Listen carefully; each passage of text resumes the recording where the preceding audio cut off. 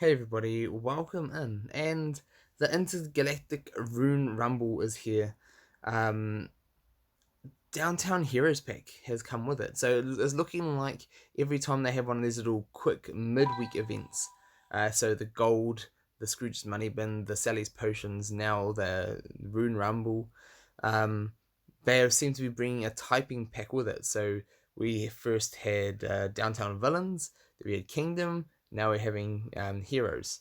So Downtown Heroes. So it's looking like this may be a regular occurrence. So we're going to look into, is this pack worth it?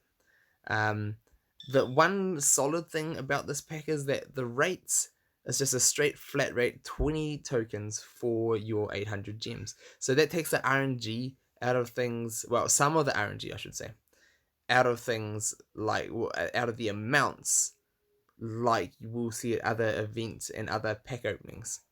But the RNG then comes into which character will you get. Now, all of them are like 9% chance to get them, except for Jessie, who is like nearly 1%. And that's probably because she's a second tier event character, which they want to have keep it slightly difficult to get. That they don't want to just give it away easy, so you progress super easy in the events. They want you to be able to have to get Woody first, and then just events. The way the events are structured, if anyone hasn't seen them, I do have check out some of my event videos, and then you'll see how they go and what I mean. But as for this chest goes, is 20 tokens worth your 800 gems.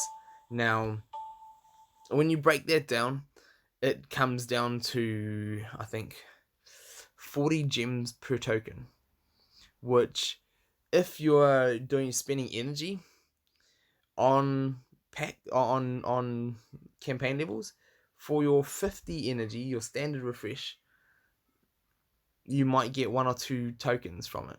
Now, in saying that, you can farm who you want and you also get gear from it. Sometimes you don't get any tokens, by the way, but at least you might get gear or other resources or leveling from it. So I think the price is fair for what this is, and this is more just like a, if you're getting near to having the three characters for the event, and you might just need a couple more. This will probably give you like an unlock with a character, or if you just want to unlock a few characters, this is the easiest way to unlock characters. If you don't care about progressing through events, you just want to unlock characters, then this is one of the easiest ways to just get a straight unlock. But for usability, you're probably gonna have to buy a few packs and get a few duplicates before you'll actually be able to get into 3-star. So in saying that, I don't think the value for that reason is good, but it can potentially speed things up if you've got a big bank of gems to spend, and then you can dump some in.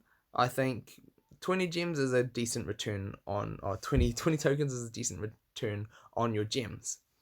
But I will say you can get those returns by going through and spending it just wisely through your energy, through your basic event refreshes. So doing that, your basic refreshes, because then you get whatever other rewards from the event as well, and you get whatever potential tokens that you might get from the event. So there are those options. Um, Now, I think this is going to come down to, if gems are hard to come by for you, I probably would shy away from this. If you have an excess of gems and you're not really needing to spend on leveling or anything like that at the moment, then you just want to grab some of these characters while you can. It's a pretty decent way to just grab a chunk of character tokens at a decent rate. So I hope this helps you all. It is one of those things that's gonna depend on a character. I'd say for a free to play player who's struggling, who's not getting very much gems, I'd say probably stay away from these. Invest into what I recommend in the gem, how to best spend your gems video, leveling, gearing, event characters. I'd say invest in those and your main tournaments teams, so that can pay off and get you more gems. If you have an excess of gems, you pay a little bit or you get some more. However, or maybe you're at the top of your ST and you're just getting a decent income of gems coming in, then you might be able to say, okay, well, I do my basics, and it doesn't hurt if I spend a little bit more on some of these offers. Then this is not a bad option. So and then if you're like a super whale, if you have put a bit of decent money into the game and you're just wanting to get characters, by all means, dump them in, open them up. You need downtown characters for a couple of the tower stages on in Tower of Endurance. You also need them for different events. So the by like Buzz and Woody are both characterized, as well as Jesse, but as we said, on a lower chance in this pack as well. So if you do manage pulling them, you'll probably be able to progress in the events. Although I wouldn't recommend pulling just for the event. I would recommend going for the event packs, if you needed to, is what I would recommend.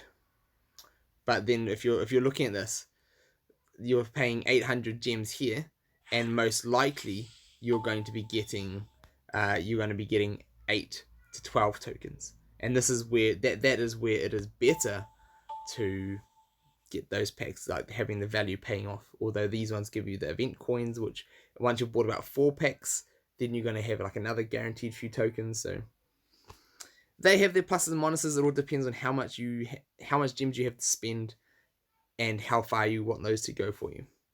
So hopefully this has helped. I must say, I think a lot of these characters are quite decent. Only ones that aren't gonna do very good would be like Jack. Elastigirl's not great at the moment. Calhoun isn't great. Toy Stories will give you events, and then Sully is not going to get you far. Even Darkwing, actually. Um, so it's pretty 50-50 with the pack. So if you need it, get it. If not, stay away from it. Hopefully that has helped. I will pop this open while we're here. And just like you saw, you can also spend your gems on the Grand Champion energy. As you're getting extra tokens, through the little 2 times event or extra bonus or Toy Story event character events. So you're getting them in some of these bonus event for any of these daily and hourly, daily or bi-hourly chests. So you can get more Toy Story characters this way. I do like that they're adding different ways to get characters so that people can progress easier. That is nice. So hopefully this has helped. And until then, we will be back. I will do recapping a few of these events for future's sake, when these events rock around again. So stay tuned for those, and let me know what you guys do want to see. Do you want to see team building, more showcases, or spell showcases?